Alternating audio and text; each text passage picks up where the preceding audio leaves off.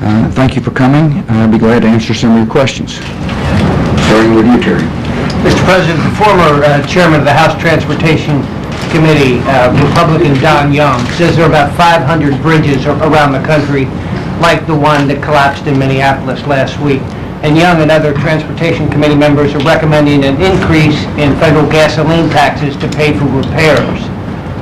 Would you be willing to go along with an increase in gasoline taxes of 5 cents a gallon or more? First of all, Secretary Peters is gathering information and will report to the White House and report to the nation about what she finds, about whether there are any structural design flaws that may be applicable to other bridges. She's in the process of gathering this information now.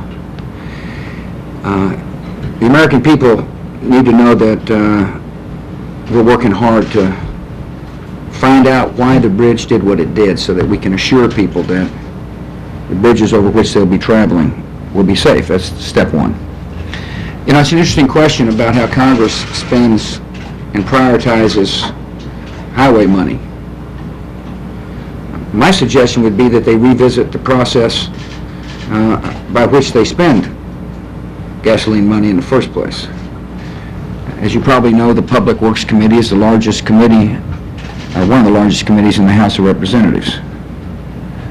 From my perspective, the way it seems to have worked is that each member on that committee gets to set his or her own priority first, and then what's ever left over is spent to a funding formula.